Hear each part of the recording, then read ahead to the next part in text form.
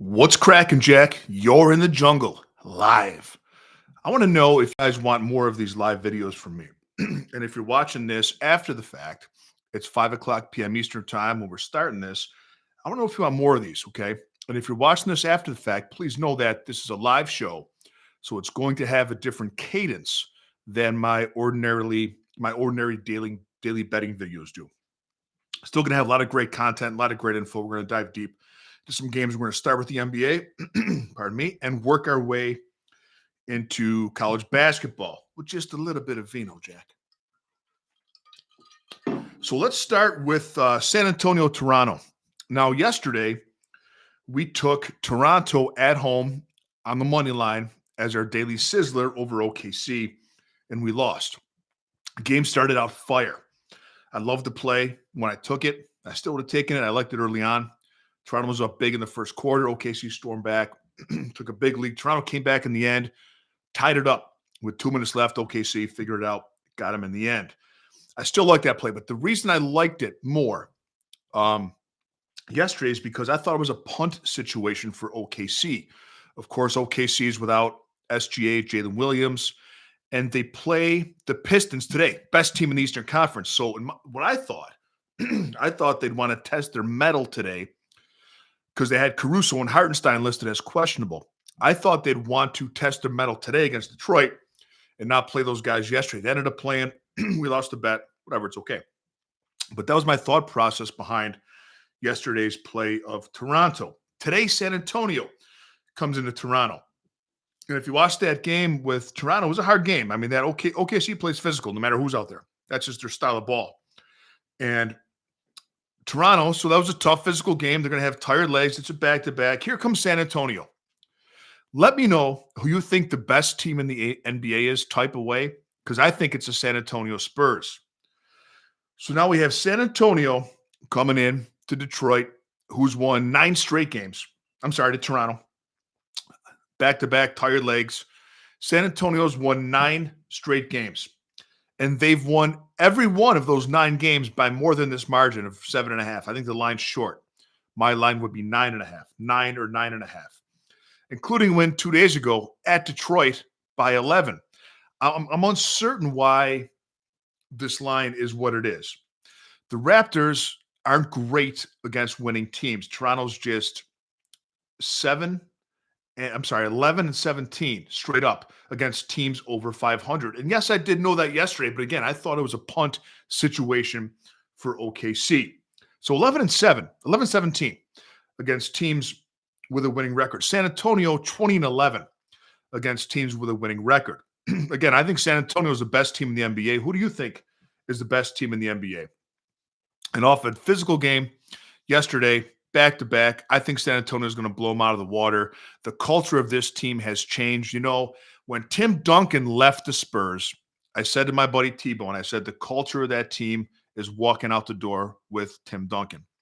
But it has returned with Victor Wembanyama. You see veterans like Harrison Barnes, like Keldon Johnson, who could be, starting wingmen on a lot of teams in the association, be fine with their roles coming off of the bench because they want to be part of a winning team, a winning culture. And San Antonio has reinstated that. And I'm on, man. I'm all aboard watching them do it. I think San Antonio minus 7.5. I'm surprised this line hasn't moved up because I thought there'd be more sharp action on the Spurs. So if you haven't yet bet it, hop on San Antonio. But again, let me know who you think the best team in the NBA is in the comments section.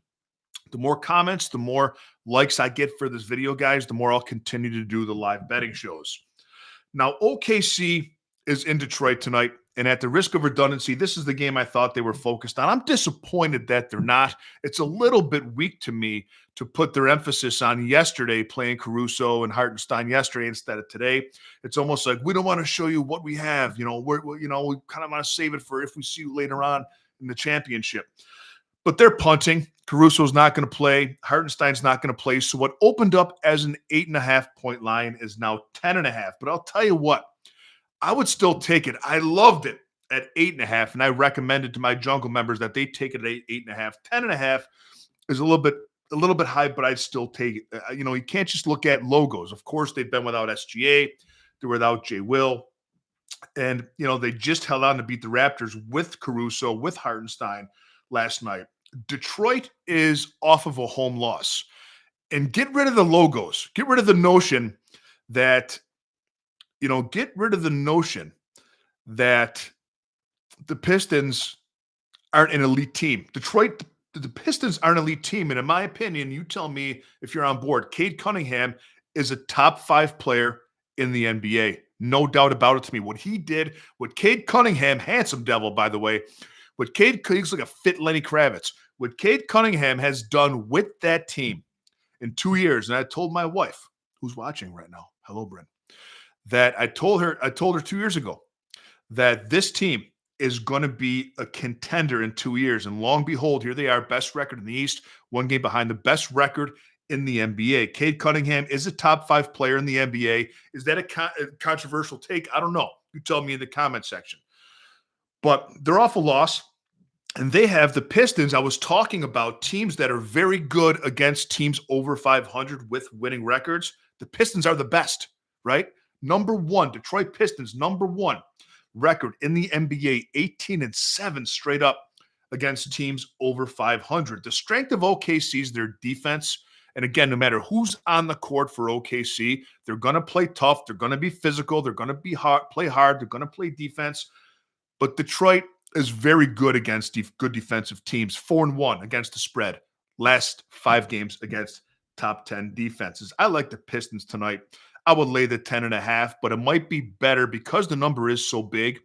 It might be better to wait and live bet them. Say OKC goes up and the number drops a little bit. If OKC goes up, say 10-2 or something weird like 13-5, the number for the Pistons might drop a little bit and you might be able to get them at -7.5. So that's what I do with the Pistons. But Cade Cunningham, what's interesting about Cade Cunningham, and if you follow this pattern and follow this trend, you can make money on his player props.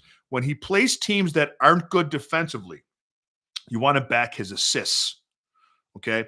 Or plays teams that, I shouldn't say that aren't good defensively. Let me take that back. When he plays teams that aren't good, okay? When he plays teams like the Bulls, like the Kings, you want to back his assists. When he plays good teams, he takes the ball, he takes matters into his own hands, like against the Knicks, against the Celtics, okay, against the Cavs. Tonight, OKC, he's going to want to score, and I think his line's too low at 24.5. That's a sneaky play to look at today. Golden State is at Memphis. God bless them. And Golden State, without Steph Curry, averages just a little over 103 points a game. Last in the league. And Memphis, since they traded Jaren Jackson Jr., and since they have Zach Edey on the IL, they don't have a gosh darn person who can rebound. And that's been the problem with Memphis. And that's why a lot of their games have been going over the number, the total, is because they don't have anyone who can rebound. So we have 2 kind of inept teams here. And what's embarrassing is that Golden State is coming off of a loss yesterday, okay, to who they lose to. They lost to the Pelicans on the road. And not to be outdone by their loss to the Pelicans, Memphis said, hold my beer, and they lost to the Sacramento Kings, thus ending the Kings, 19-game losing streak. I think that the home team is who you want to back here. Okay, I would take the 3.5 with Memphis.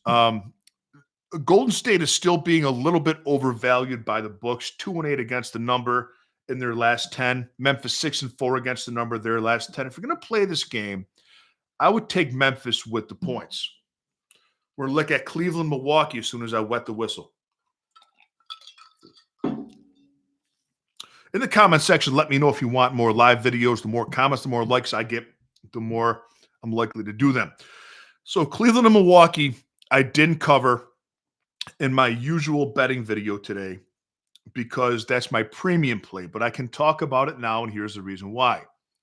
Cleveland was -8.5 at Milwaukee.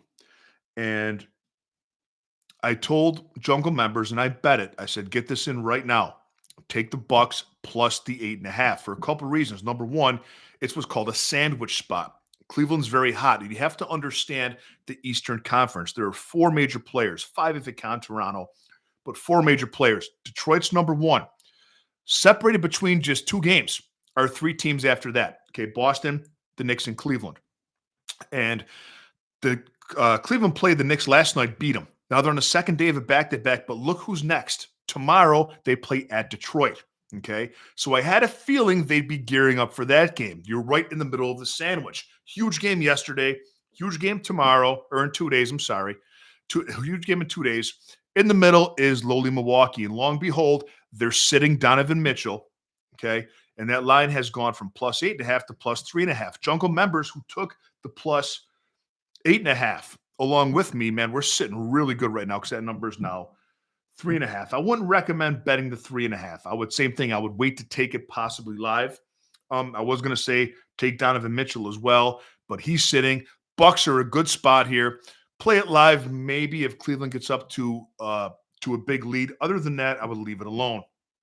Sacramento is playing Houston. The line opened up at +14.5. Now it's +13.5. Big deal. Couple things here. Houston has a hard time covering big spreads at home.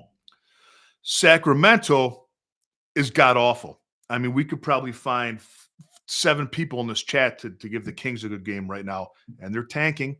So what do we want to do? We want to look at the units, and what's Houston's best unit? It's their defense. What are the Kings doing? They're tanking. They're not trying to win games. We fade their offense. So what you want to do here is take Sacramento's team total under the 102.5. And if you're looking for player props, what you want to do is fade the Sacramento Kings players, specifically guys that shoot three-pointers, because Houston has a very good perimeter defense. One of the most interesting games to me on the slate today, and the one that has bettors the most divided, is Boston +3.5 at Denver.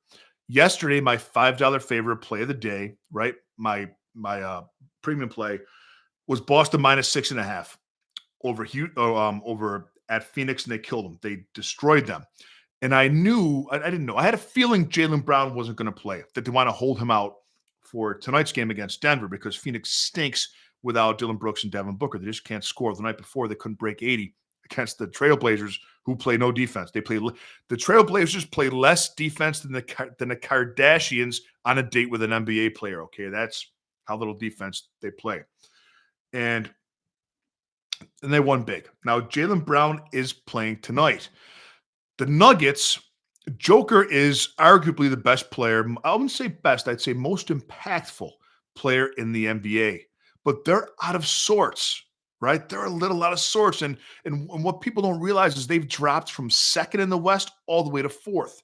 They've lost 6 of their last 10 games, Denver has, straight up. Now they're playing the Celtics, who are one of the best teams on the road against the spread. They're on a road trip. This is their last game on the road trip. They've won their last 3 games straight up. And they're also, what are they? Let me see my notes here. 70-something. I'll tell you, they're goddamn good against the spread on the road. So I like Boston. I would take the points with the Celtics tonight.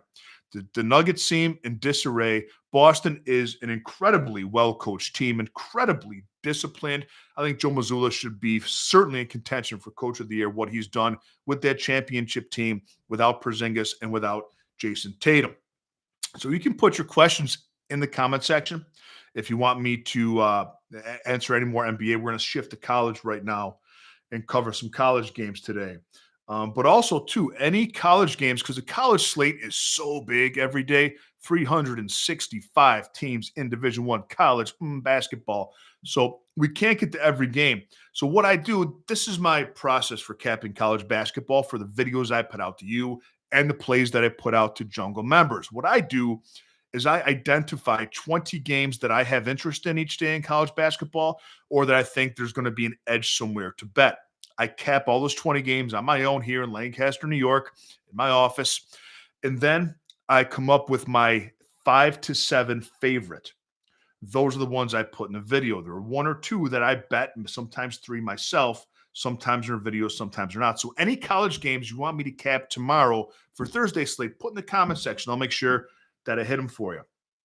But let's look at college basketball for today, the 25th. And as you know, this got really popular. So hold on a second now.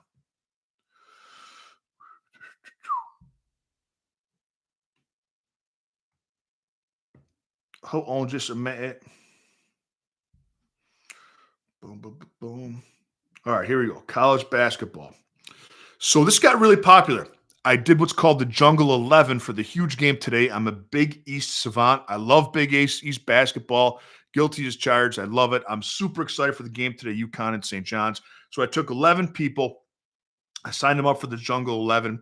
I gave them my play in that game. I can't give it to you, but I might do a live reaction video after that game today. So make sure you stay tuned. Let me know in the comment section. Do you want me to do a live reaction video after the St. John's and UConn game? Let me know.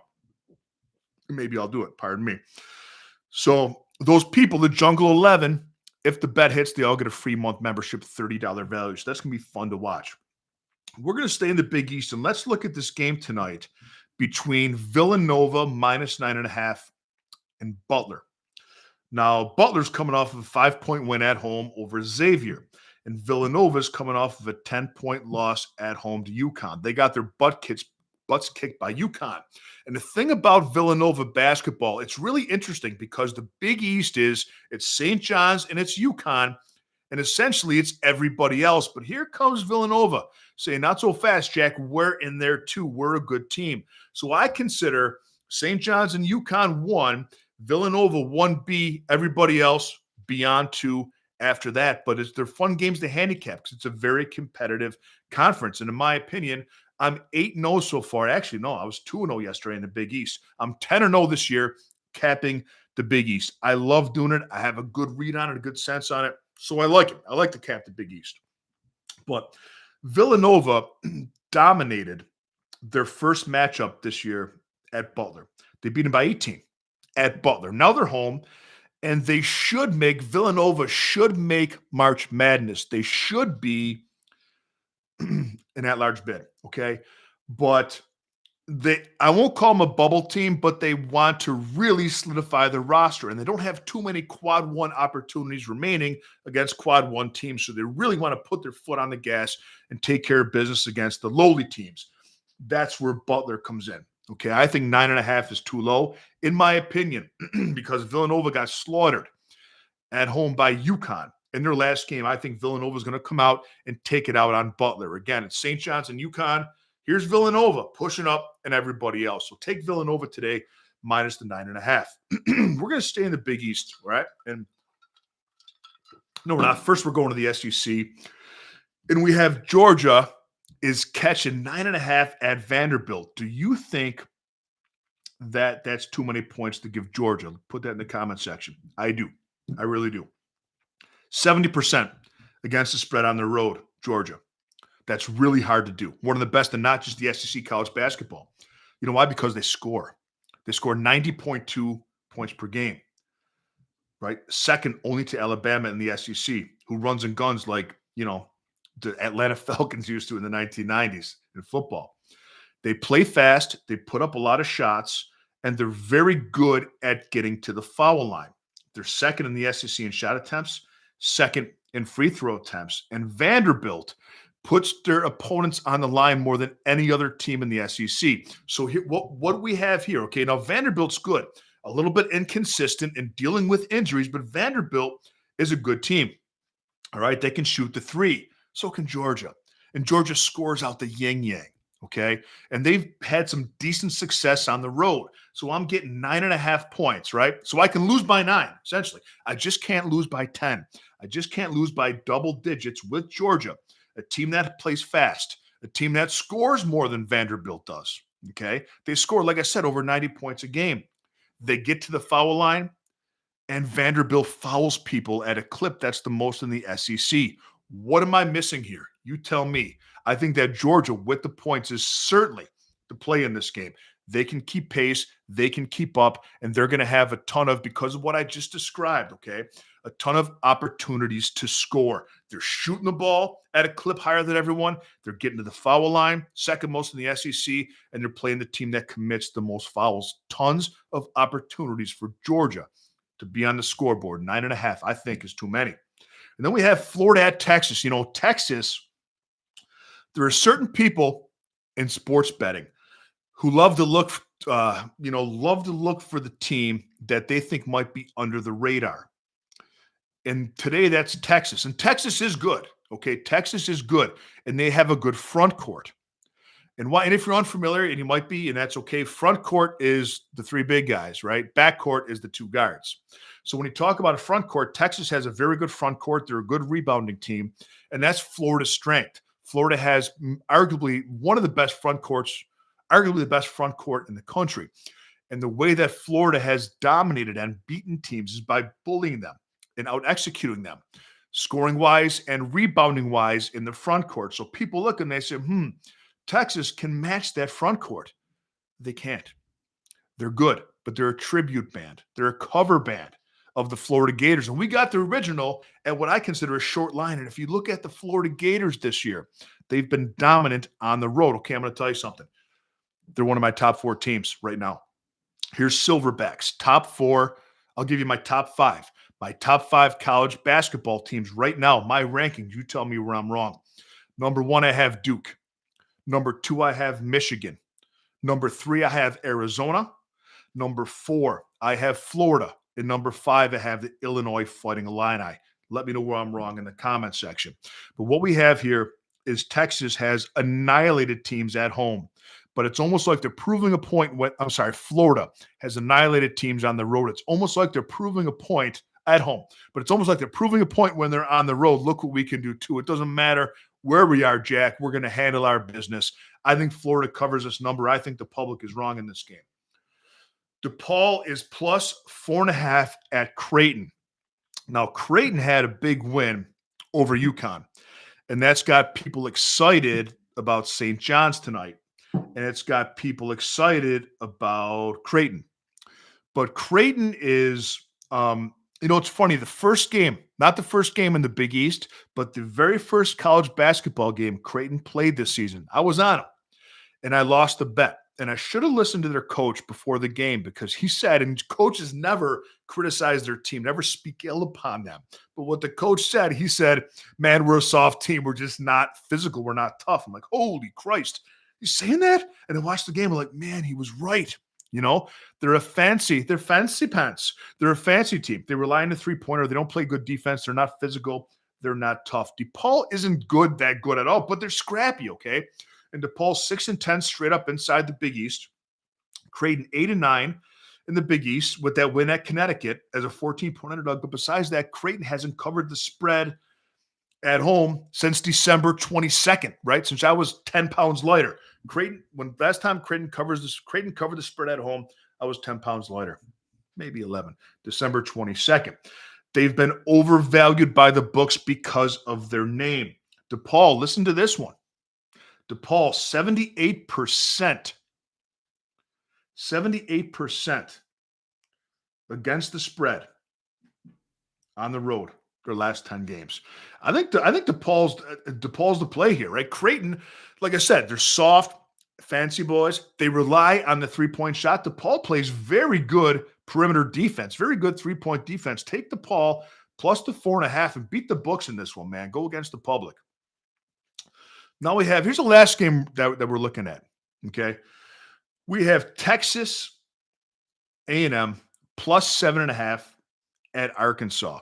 Arkansas played a heck of a game against Alabama, overtime game. The game was super entertaining. You had a couple games ago, teams that run, teams that are fast, teams that score points, two of the most electric teams in the SEC and college basketball. A lot of people are super big on Arkansas. John Calipari is a great coach. The things that he runs are really good, man. He runs good sets. And Texas A&M has had some spots this year where they really struggled, okay? The vast majority of the money on this game is on Arkansas minus 7.5. And if you're unfamiliar, a lot of people love to look at home favorites between 5.5 and 8, minus 5.5, 8.5. That's not a bad strategy, but you got to pick the right team. I'm on the other side here. And if you look at and dig into statistics, the box scores, situations, which I do for a living, Texas A&M and Arkansas are neck and neck in pretty much every major offensive and defensive metric that matters. There's not much separation between them at all, offensively nor defensively. They're back-to-back in pretty much every metric that there is. A&M also has been very good against the spread on the road. They're 7-1. Let me say that again. Texas A&M Aggies, 7-1 against the spread on the road their last 8 games with straight up wins at Georgia, who we talked about. And what's Georgia's profile? What's Georgia's MO? They run, they score. What's Arkansas's MO? They run, they score. You give me 7.5 points, right, against a very similar team that Texas A&M beat on the road. Straight up wins at Texas, at Auburn. Just a 5-point loss at Tennessee. Then just a 3-point loss to Alabama, who just beat Arkansas in overtime, who matches the profile more than any other team, in my opinion. Arkansas and Alabama, very similar profiles. So all the successful road wins Texas A&M has had on the road against teams that run and gun, like Georgia, like Auburn, okay? Just a 3-point loss to Alabama on the road. You're giving me 7.5 with them on the road. And by the way, Texas A&M could be a bubble team. I think Arkansas should be a shoo-in, right, for March Madness, not Texas A&M. It means more to them. Take this play, Texas A&M plus 7.5. I'm about to pop off right now unless you have any other questions for me. I got some work to do before the Big East game, St. John's and UConn. Thank you for support, everybody. Let me know any games you want me to cover for college basketball tomorrow in the comment section. I can still see them after we go live, but thanks a lot for the support. I'll see you soon.